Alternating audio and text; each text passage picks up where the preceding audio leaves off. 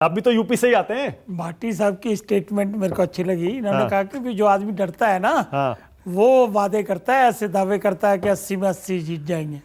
तो अखिलेश बाबू ने भी यही दावा किया। तो ये कैसे लगेगा? फार्मूला कहाँ लगेगा? ये नंबर वन, हम तो हराने का दावा कर रहे हैं। नंबर वन अखिलेश ने तो जीतने का 80 की 80 हम बीजेपी को हराएंगे, हमने ये अच्छा, कहा। अब दूसरा, अभी ये प्रदीप जी ने बिल्कुल इंडिपेंडेंट फेयर व्यू दिया, अपने तजुर्बे से दिया कि सांसद जो काम करता है उसमें जनता देखती है। तो काम का मैंने अभी निकाला, थोड़ा सा देखा मैंने। 800 करोड़ के प्रोजेक्ट जो है ना, उन्होंने पहले 6 महीने में ही कर दिए, पूरे उद्घाटन किया और प्रोग्रेस देखती रही। उसमें क्या क्या किया इन्होंने? स्मृति ईरानी की बात कर रहा हूँ। 8 तो टूरिस्ट स्पॉट बना दिए वहाँ पे अमेठी में, वो जो बाकायदा पूरे हो चुके हैं। 210 सड़कें बनवा दी दोबारा से। रेलवे स्टेशन जो अमेठी का था बड़ा इंपॉर्टेंट, वाईफाई वहाँ लगवा दिया। ये पूरी लिस्ट है इसमें ही मेरे पास। तो मेरा कहने का मकसद ये है, और स्मृति ईरानी के पास जो सेनापति है वो तो सूरज के समान रोशनी दे रहा है। ये भी होता है। आप योगी जी की बात कर रहे हैं या मोदी जी की बात? मोदी जी, सूरज मोदी जी, अभी योगी जी नहीं है, अभी नहीं है, अभी नहीं है। अभी तो सूरज की उपमा मोदी। नहीं, मैं यूपी की बात कर रहा था ना, नहीं, नहीं, अभी सूरज की उपमा जो है मोदी जी के साथ है। तो वो भी उन्होंने उपमा दी।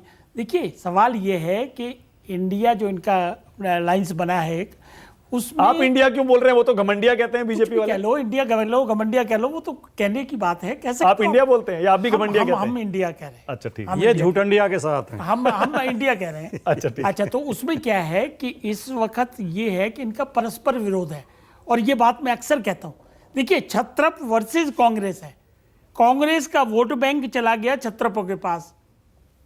कांग्रेस की ये लड़ाई है कि वो वोट कैसे वापस आए, उसके चक्कर में लगे हुए कांग्रेस। और छत्रप का ये कि ये कैसे रिटेन रहे हमारे पास, कहीं कांग्रेस छीन के लड़ जाए। और आज जो अनाउंसमेंट किया है उनके अध्यक्ष ने, अजय राय ने, वो उसी का हिस्सा है। जब आप अलायंस की बात कर रहे हो, अलायंस का धर्म निभाना पड़ेगा ना आपको भी, तो आप कैसे अनाउंस कर दोगे?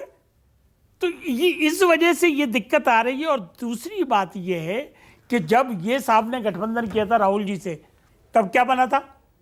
और मायावती से भी किया था, वो बबुआ इकट्ठे हो गए थे, तब क्या बना था?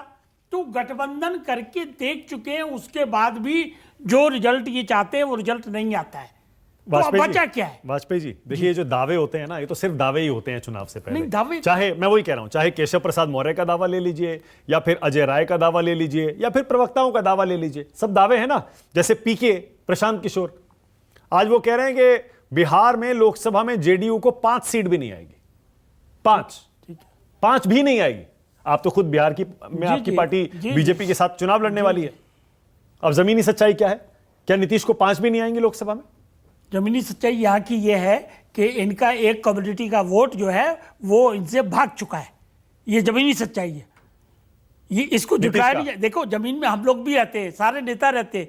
दावों के पीछे एक तो पूरी राजनीति होती है और एक दावे हकीकत के होते हैं। और जो सर्वे आ रहे हैं, माफ करना, कितने सर्वे अभी तक आ रहे हैं, लगातार आते जा रहे हैं, उसमें कहाँ दिखा रहे हैं बीजेपी सबसे ऊपर है।